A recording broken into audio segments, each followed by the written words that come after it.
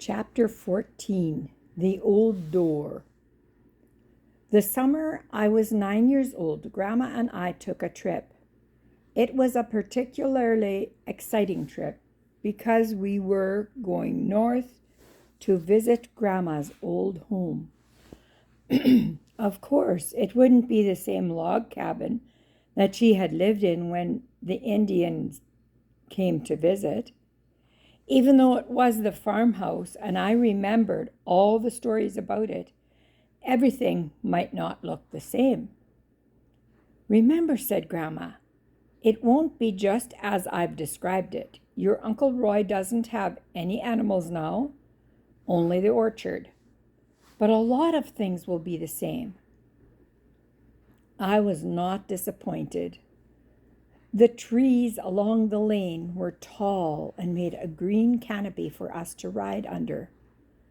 I could almost see Nellie clopping up the lane toward the barn. The old pump that Grandma had stuck her tongue on was still there, but it wasn't used anymore. There was water in the house now. As soon as I could, I began to explore the house. In the parlor were pictures of Ma and Pa. A slippery horsehair sofa was fun to sit on, but not very safe if I forgot to hang on. I looked through the old photograph album for pictures of Grandma when she was young. Later, when I wandered out to the kitchen, Grandma and Aunt Julia were sitting at the kitchen table having coffee. I sat down and munched a cookie while I listened to them talk. "I see you have a new door," said Grandma. "I guess the old one was in pretty bad shape." "Yes," said Aunt Julia. "But Roy couldn't bear to give it up. It stands out in the barn now with dust on it. I don't know what he sees in it." Grandma laughed. "I don't either," she said. "One of the worst hidings Roy ever got was over that door." I perked up to listen. Here was a story I had never heard. Neither had Aunt Julia, apparently. "I never heard about that," she said. "What happened?" "Well," said Grandma, "did you ever notice the bottom piece of the door had been added later? It was added after the children were all bigger, but when we were small, Pa had put a panel on the door that was on hinges. It allowed the children, the cat, and the dog to come into the kitchen without bothering Ma to run and open the door. We called it the cat hole. It was really very convenient during the summer. The big front door was seldom ever used. A special occasion, like a wedding or a funeral, was about the only reason to go in or out the front door. People who came to visit followed the lane around to the back door and were entertained in the kitchen. Roy's trouble started one day when he was still quite young. The Carters had boys about the ages of Reuben and Roy, and Ma had told Mrs. Carter to send them over here to stay while she made a trip to town. For a while, the boys were content to play in the barn and on the rope swing in the yard. Then I guess they got bored and looked for something more exciting to do. Roy admitted that he was the one who suggested that they play a trick on Ma. They decided to sneak up to the front door, knock loudly, and then hide when Ma came to see who was there. The trick worked just fine. Ma was so startled to hear someone at the front door that she dropped a dish.